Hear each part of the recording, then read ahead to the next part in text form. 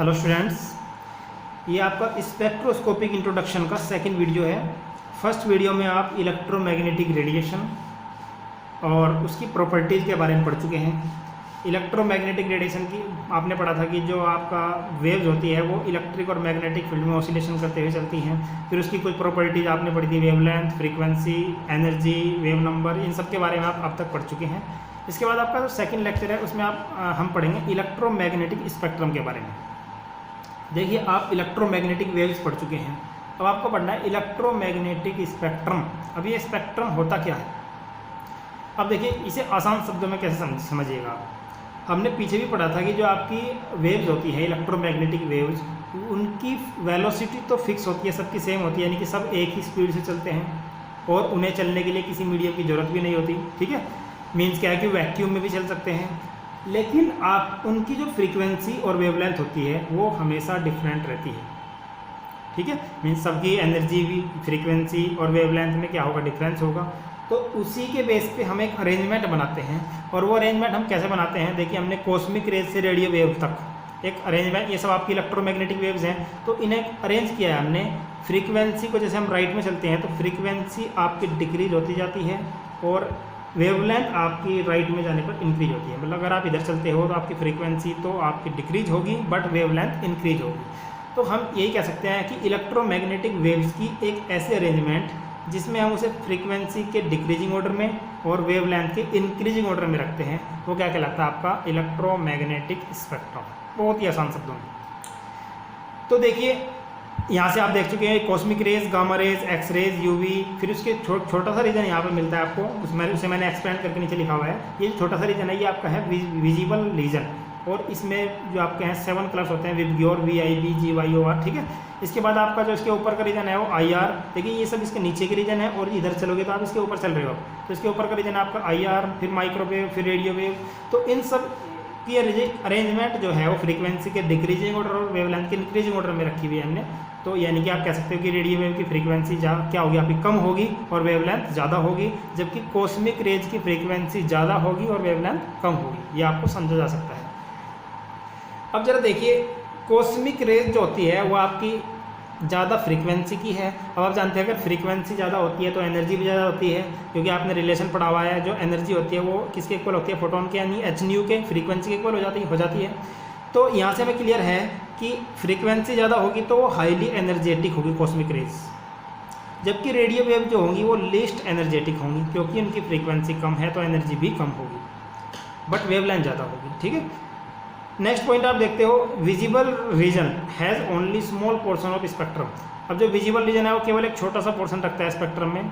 ठीक है, और जो होता है आपका ये पोर्शन जो होता है, ये विजिबल रीजन से जो नीचे का पोर्शन है वो आपका UV होता है, और जो ऊपर का पोर्शन है वो आपका IR होता है। यानी कि जो आपका विजिबल रीजन है वो UV और IR के बीच में एग्जिस्ट करता है। फिर देखिए, माइक्रोवेव्स क्या होती हैं। माइक्रोवेव की जो वेवलेंथ होती है, आप इधर पढ़ेंगे, इधर जाने पे क्या होगा, वेवलेंथ इंक्रीज करेगी। तो माइक्रोवेव की वेवलेंथ ज़्यादा है, तो वेवलेंथ ज़्यादा है तो इनका जो यूज होता है वो ओवन, जो माइक्रोवेव ओवन होते हैं, या फिर सबसे जो ज़्यादा यूज होता है उसका टेलीफोन ट्रांसमिशन में किया जाता है। ठीक है, जो सबसे ज़्यादा यूज है इसका आपका टेलीफोन ट्रांसमिशन में होता है। फिर नेक्स्ट है आपकी एक्स रेज। देखिए, एक्स रेज जो आपकी यहाँ पर है, अब यहाँ पर है तो उसकी फ्रीक्वेंसी आपकी ज़्यादा होगी, सीधी सी देखने में आ रहा है कि फ्रीक्वेंसी ज़्यादा है और वेवलेंथ कम है। तो फ्रीक्वेंसी ज़्यादा है तो ये इस तरह की वेव होती हैं कि ये मसल टिश्यू से भी पास हो सकती हैं और गिलास से भी पास हो सकती हैं। मसल टिश्यू को हिंदी में कहते हैं पेशीय ऊतक। अगर कोई हिंदी मीडियम के हो तो वो समझ लें कि मसल टिश्यू क्या होते हैं, पेशीय ऊतक। तो ये आपके मसल टिश्यू से भी पास हो सकने वाली वेव्स होती हैं, जिनसे बोन का एक्सरे ईजिली लिया जाता है। आप पढ़ते हो एक्सरे क्या होता है भाई, एक्सरेज डालने पर ही तो बोन का एक्सरे लिया जाता है। ठीक है, बोन में फ्रैक्चर अगर हो जाता है तो उसका एक्सरे लिया जाता है। तो ये इसलिए लिया जाता है क्योंकि ये मसल टिश्यू से भी पास हो सकती हैं, तो इसलिए आप इन वेव्स को यूज़ करते हैं वहाँ पर। नेक्स्ट आपका रेडियो वेव। रेडियो वेव जो होती है वो एयर से पास कर सकती है। ठीक है, नेक्स्ट आपकी विजिबल, UV और IR। जो आपके ये रेडिएशन होते हैं, विजिबल UV अल्ट्रावायलेट होता है, और IR होता है आपका इंफ्रारेड रेडिएशन। ये रेडिएशन जो होते हैं ये आपके प्रिज्म पर डालने पर रिफ्लेक्ट या डिफ्लेक्ट होते हैं।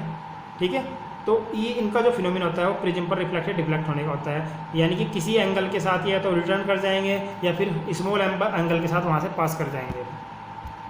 नेक्स्ट है आपका जब आप रेडिएशन मैटर पर रेडिएशन डालते हैं, अब देखिए जब आप मैटर पर रेडिएशन डालेंगे तो हमेशा जो रेडिएशन है वो एक निश्चित या क्वांटाइज्ड फ्रीक्वेंसी का होगा जो कि एब्जॉर्ब होगा।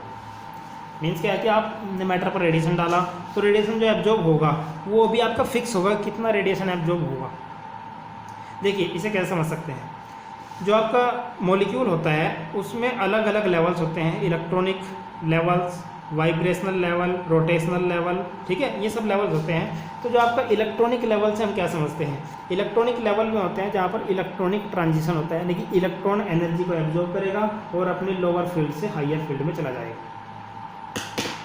ठीक है। इसके बाद आपका आता है वाइब्रेशनल, इसके बाद आपका था वाइब्रेशनल। तो वाइब्रेशनल रीजन में क्या होता है कि मॉलिक्यूल केवल वाइब्रेट करता है। अब देखिए जो इलेक्ट्रॉनिक ट्रांजिशन कराने के लिए आपको ज़्यादा फ्रीक्वेंसी की लाइट चाहिए, जबकि आपको वाइब्रेशनल कराने के लिए कम फ्रीक्वेंसी की लाइट चाहिए, और आपको रोटेशनल कराने के लिए उससे भी कम फ्रीक्वेंसी की लाइट चाहिए। अब मैं आपको समझा दूं, जो आपके इलेक्ट्रॉनिक ट्रांजिशन होते हैं वो मोस्टली आपके यूवी विजिबल रीजन में देखने को मिलते हैं, लेकिन जो आपके वाइब्रेशनल होते हैं वो मोस्टली हमें IR रीजन में देखने के लिए मिलते हैं, और आपके जो रोटेशनल होते हैं वो आपके IR और माइक्रोवेव दोनों में देखने को हमें मिलते हैं। तो आप जानते हैं कि आप यूवी आपका इलेक्ट्रॉनिक ट्रांजिशन कर देता है, तो इसका मतलब क्या है कि वहाँ पर फ्रीक्वेंसी ज़्यादा चाहिए। तो जब आप रेडिएशन डालते हो तो वो आपका रेडिएशन अगर कम है तो सीधी सी बात है तो वहाँ पर रोटेशनल एनर्जी होगी, थोड़ा ज़्यादा है तो वहाँ पर वाइब्रेशनल होगी, उससे भी ज़्यादा है तो आपका वहाँ पर इलेक्ट्रॉनिक ट्रांजिशन होगा। इसलिए हमने उसे कहा क्वांटाइज्ड होगी एनर्जी वहाँ पर, यानी कि जो रेडिएशन है आपका वो कैसा होगा, क्वांटाइज्ड होगा, कि आप कितना रेडिएशन दे रहे हो। अगर आप रोटेशनल के अकॉर्डिंग इतना दे रहे हो कि रोटेशन ही कर सकता है वो, तो फिर वो से एब्जॉर्ब करेगा। अगर आप इतना दे रहे हो कि आपका इलेक्ट्रॉनिक ट्रांजिशन कर सकता है तो वहाँ पर इलेक्ट्रॉनिक ट्रांजिशन ही होंगे। तो ये आपको क्लियर हो जाना चाहिए। अब देखिए इसमें नेक्स्ट आता है आपका जो वेवलेंथ होती है लाइट की, ठीक है, वो जितनी भी लाइट एब्जॉर्ब हुई है तो कितने वेवलेंथ की लाइट एब्जॉर्ब हुई है उसे स्पेक्ट्रोफोटोमीटर की हेल्प से मेजर किया जा सकता है, ठीक है। मतलब हम इनके लिए जितने भी आपके रेडिएशंस होते हैं कि कौन सा रेडिएशन आपने डाला है, कितना वो एब्जॉर्ब हुआ है, कितना वो ट्रांसमिट हुआ है, इन सबको मेजर करने के लिए हमें इंस्ट्रूमेंट्स की ज़रूरत होती है। तो मोस्टली जो हम इनमें इंस्ट्रूमेंट्स होते हैं उन्हें कहते हैं स्पेक्ट्रोफोटोमीटर। अब देखिए ये सबसे इंपॉर्टेंट पोर्शन है एब्जॉर्प्शन ऑफ रेडिएशन। रेडिएशन का एब्जॉर्प्शन मॉलिक्यूल्स के द्वारा कैसे होता है और उनमें क्या चेंजेस होते हैं रेडिएशन होने पे, उसी के बारे में हम यहाँ पढ़ेंगे। देखिए रेडिएशन एब्जॉर्ब, कौन सा रेडिएशन एब्जॉर्ब हुआ है हमने दो कॉलम में डिवाइड कर दिया इसे, और दूसरा है कि effect on molecule and information, ये यहाँ पर इन्फॉर्मेशन ऑब्टेन, मतलब मॉलिक्यूल पर रेडिएशन डालने पर इफेक्ट क्या होगा और वहाँ से हमें क्या इन्फॉर्मेशन मिल सकती है। देखिए फर्स्ट है आपका UV radiation, UV and visible radiation. अब हमने पढ़ा यूवी जो होता है आपका नॉर्मली 200 से 400, लेकिन हमने यहाँ 190 लिया है, यानी कि 10 और पीछे कर लीजिए आप, तो 190 पर भी हैं कुछ मॉलिक्यूल ऐसे हैं जो एब्जॉर्ब करते हैं। तो ये आपका 190 से 400 नैनोमीटर का जो रीजन है ये आपका यूवी है, और विजिबल रीजन होता है आपका 400 से 800 नैनोमीटर का। बट आपको कोई नॉर्मली पूछता है यूवी रीजन की कहाँ से कहाँ तक, यानी कि क्या रेंज होती है इसकी, तो उसकी 200 से 400 नैनोमीटर ही आपको होगी, ठीक है। लेकिन हम यहाँ पर रेडिएशन है, अगर हमने इस तरह का रेडिएशन डाला इस पर, यानी कि 190 से 800 तक का, तो वहाँ क्या होगा तो मॉलिक्यूल्स में इलेक्ट्रॉनिक एनर्जी लेवल में चेंजेस आ जाएंगे। मीन्स क्या है कि जो इलेक्ट्रॉन्स ग्राउंड स्टेट में थे वो एनर्जी को एब्जॉर्ब करके अपनी लोअर स्टेट से हायर स्टेट में चले जाते हैं। तो ये तो आपका हो गया चेंज इफेक्ट क्या हुआ मॉलिक्यूल पर, तो इफेक्ट क्या हुआ, इलेक्ट्रॉनिक एनर्जी में चेंज आ जाता है, या इलेक्ट्रॉनिक एनर्जी लेवल जो होता है चेंज हो जाते हैं। तो इसका देखिए और इन्फॉर्मेशन हमें क्या मिलेगी, इन्फॉर्मेशन हमें मिलेगी कॉन्जुगेटेड अनसैचुरेशन, यानी कि अगर आपका मॉलिक्यूल में अनसैचुरेशन है, आप जानते हैं अनसैचुरेशन क्या होता है, जहाँ पर मल्टीपल बॉन्ड्स होते हैं वहाँ पर अनसैचुरेशन होता है। तो अगर आपका कॉन्जुगेटेड अनसैचुरेशन है तो उसको डिटेक्ट किया जा सकता है यहाँ से, यानी कि इसे पहचाना जा सकता है, ये उसकी इन्फॉर्मेशन देता है, ठीक है। Conjugation with non bonding electron, अगर आपका non bonding electron pi bond के साथ कॉन्जुगेशन में है तो उसकी भी इन्फॉर्मेशन यहाँ से मिल जाती है, ठीक है। मीन्स क्या है कि आपका कोई इस तरह का कंपाउंड है, जैसे आपने विनाइल क्लोराइड ले लो, विनाइल क्लोराइड होता है आपका CH2 डबल बॉन्ड CHCl। अभी देखिए ज़रा उसका मैं आपको बनाकर दिखा देता हूँ। अभी ज़रा देखिए, आप जानते हैं कि ये विनाइल क्लोराइड है, CH2 double bond CHCl, sp2 hybrid carbon से कोई अगर आपका ग्रुप या एटम जुड़ जाता है तो ये आपकी विनाइल पोजीशन कहलाती है, ठीक है। तो ये विनाइल क्लोराइड है, तो इसके पास आप क्लोरीन के पास आपके 3 लोन पेयर्स होते हैं, आप जानते हैं, क्योंकि 1 बॉन्ड पेयर है तो 3 लोन पेयर होंगे, क्योंकि ऑक्टेट कंप्लीट होना चाहिए। अब देखिए जरा ये लोन पेयर जो होगा आपका पाई बॉन्ड के साथ कॉन्जुगेशन में होगा, तो इस तरह के कंपाउंड को भी हम यूवी विजिबल स्पेक्ट्रोस्कोपी या यूवी विजिबल रेडिएशन के द्वारा डिटेक्ट कर सकते हैं। हम यहाँ पर यूवी विजिबल रेडिएशन डालेंगे तो हमें पता चल जाएगा कि जो ये लोन पेयर है ये पाई बॉन्ड के साथ कॉन्जुगेशन में है। ठीक है, नेक्स्ट देखिए आपका क्या आता है extent of pi electronic system. Extent का मीन्स क्या है कि आपके पाई इलेक्ट्रॉनिक सिस्टम है, कॉन्जुगेटेड सिस्टम है, यानी कि C double bond C single bond C फिर डबल बॉन्ड कार्बन फिर सिंगल बॉन्ड कार्बन। ठीक है, इस तरह से आपका कॉन्जुगेशन में है।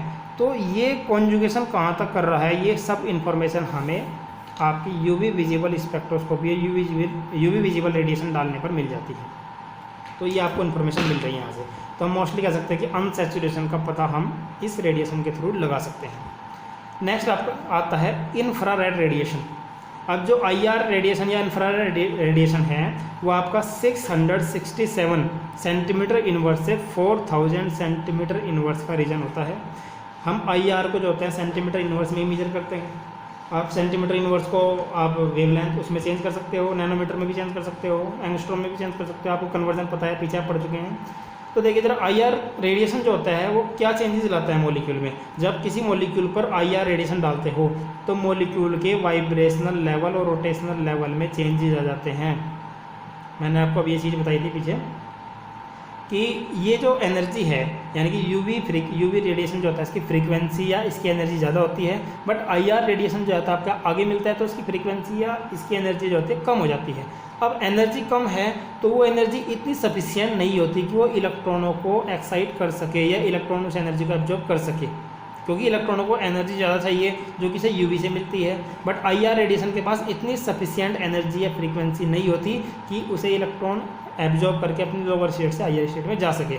बट केवल वहाँ पे होता क्या है कि वहाँ पे जो बॉन्ड्स होते हैं वो आपके रोटेट या वाइब्रेट, यानी कि जो बॉन्ड्स के इलेक्ट्रॉन है वो आपके वाइब्रेट करने लगेंगे या फिर वो आपके रोटेट करने लगेंगे। तो उनमें केवल चेंजेज आता है। तो हम कह सकते हैं वाइब्रेशनल लेवल में चेंजेज आ गया या फिर रोटेशनल लेवल में चेंजेज आ गया। इन चीज़ों को देखिए, वाइब्रेशनल लेवल क्या है, रोटेशनल लेवल क्या है, इनके बारे में डीपली आप फिजिकल केमिस्ट्री में बीएससी फाइनल ईयर में पढ़ते हो। ठीक है, अब जरा देखिए इससे हमें इन्फॉर्मेशन क्या मिली। इससे आप detection of almost all functional group, आप इससे हर टाइप का जो फंक्शनल ग्रुप है आपका, जैसे कि आपका aldehyde group, alcoholic group, phenolic group, तो इन सब का डिटेक्शन इसके थ्रू किया जा सकता है। तो वहाँ पर ये यूजफुल है। ठीक है, क्योंकि उनकी सबकी अलग अलग फ्रीक्वेंसी पर एब्जॉर्ब करने वाले आपके ग्रुप होते हैं। जैसे कार्बोनिल ग्रुप है आपका, एल्कोहलिक ग्रुप है आपका, अमीनो ग्रुप है, ठीक है, एल्काइन ग्रुप है। तो ये सब जो होते हैं एक पर्टिकुलर फ्रीक्वेंसी का रेडिएशन एब्जॉर्ब करते हैं। तो इसके थ्रू हम आईआर रेडिएशन के थ्रू इन्हें पहचान सकते हैं। नेक्स्ट आपका रेडियो फ्रीक्वेंसी। अब देखिए रेडियो फ्रीक्वेंसी जो होती है ये आपके 60 to 300 मेगाहर्ट्ज़ की फ्रीक्वेंसी होती है। ठीक है, आप जानते हैं 1 मेगाहर्ट्ज़ इक्वल टू 10⁶ हर्ट्ज़ होता है। तो आप उसमें भी चेंज कर सकते हैं ऐसे। तो ये जो आपकी इतनी फ्रीक्वेंसी है, अभी देखिए आप जानते हैं रेडियो वेव जो है सबसे लास्ट में, तो लास्ट में है तो इसकी फ्रीक्वेंसी तो बहुत कम होगी। अब इसकी फ्रीक्वेंसी कम होगी तो इसकी एनर्जी बहुत कम होगी। तो ये केवल क्या कर सकता है, ये केवल न्यूक्लियर मैग्नेटिक रेजोनेंस कर सकता है। ये होती है आपकी एनएमआर स्पेक्ट्रोस्कोपी, आप इसमें पढ़ते हो। ये आपकी फाइनल ईयर में फर्स्ट यूनिट है आपकी एनएमआर स्पेक्ट्रोस्कोपी, जहाँ पर हम रेडियो वेव रेडिएशन यूज करते हैं। देखिए इसमें होता क्या है, आप इसके वीडियोज़ भी देख सकते हैं। मैंने इसकी वीडियोज़ भी बनाए हैं एनएमआर स्पेक्ट्रोस्कोपी के, वहाँ पर आप देख सकते हैं। तो थोड़ा इसके बारे में देख लीजिए। तो एनएमआर स्पेक्ट्रोस्कोपी में होता क्या है कि जब आप रेडियो वेव रेडिएशन डालते हो मॉलिक्यूल, पहले मॉलिक्यूल को आप एक मैग्नेटिक फील्ड में रखते हो, अप्लाइड मैग्नेटिक फील्ड में।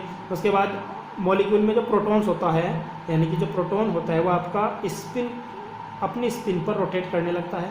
ठीक है, तो रोटेट करने में जब आप उस रेडिएशन डालते हो तो उस रेडिएशन को स्पिन करते हो, एब्जॉर्ब करता है और अपनी लोअर स्टेट से हायर स्टेट में चला जाता है।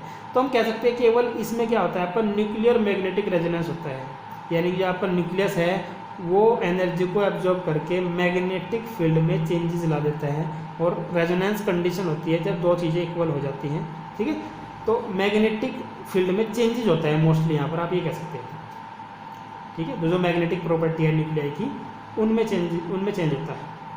तो जैसा आपका हाइड्रोजन न्यूक्लियाई, आप 1H एनएमआर स्पेक्ट्रोस्कोपी पढ़ते हो। फिर आपका जो होता है C13 एनएमआर स्पेक्ट्रोस्कोपी, तो ये कई तरह की टेक्निक्स में यूज होता है। फॉस्फोरस के लिए भी यूज होता है, क्लोरीन के लिए भी यूज होता है, वो आप डीपली आगे पढ़ोगे। अब देखिए इलेक्ट्रॉन बीम इम्पैक्ट। नेक्स्ट है आपका इलेक्ट्रॉन बीम इम्पैक्ट। इसकी जो एनर्जी होती है वो 70 इलेक्ट्रॉन वोल्ट में होती है। ठीक है, ये आप कह सकते हो 6000 किलो जूल पर मोल। इतनी एनर्जी होती है इसकी। तो इस एनर्जी से हम क्या कर सकते हैं, जो मॉलिक्यूल पर जब एनर्जी डालते हो तो इतनी सफिशिएंट एनर्जी होती है कि वहाँ पर आयनाइजेशन हो जाता है, या कह सकते हैं वहाँ पर फ्रेगमेंटेशन हो जाता है। जैसे आपका NaCl है तो आपका Na पॉजिटिव और Cl नेगेटिव टूट जाएगा इस एनर्जी को डालने पर, तो वहाँ पर आपका आयनाइजेशन या फ्रेगमेंटेशन हो जाता है मॉलिक्यूल का। जिससे देखिए इसकी हेल्प से हम क्या कर सकते हैं, भैया आपने कोई मॉलिक्यूल लिया, आपने जैसे ग्लूकोज लिया, तो ग्लूकोज में कार्बन और हाइड्रोजन के ऑक्सीजन, कार्बन हाइड्रोजन ऑक्सीजन आपके उसके फ्रेगमेंट बना देगा, और उनकी हेल्प से आप उसका मॉलिक्यूलर वेट डिटरमाइन कर सकते हो। तो जो आपका इलेक्ट्रॉन बीम इम्पैक्ट है, ये किसी भी कंपाउंड के मॉलिक्यूलर वेट को डिटरमाइन करने के लिए हेल्पफुल होता है। तो ये आपने पढ़ा एब्जॉर्प्शन ऑफ रेडिएशन, यानी कि रेडिएशन आप किसी मॉलिक्यूल पर डालते हो तो उस पर इफेक्ट क्या होगा, और उसके इफेक्ट से आप क्या जानकारी या क्या इन्फॉर्मेशन आप वहाँ से ले सकते हो। अब नेक्स्ट हम शुरू करेंगे इसमें UV स्पेक्ट्रोस्कोपी। Thank you.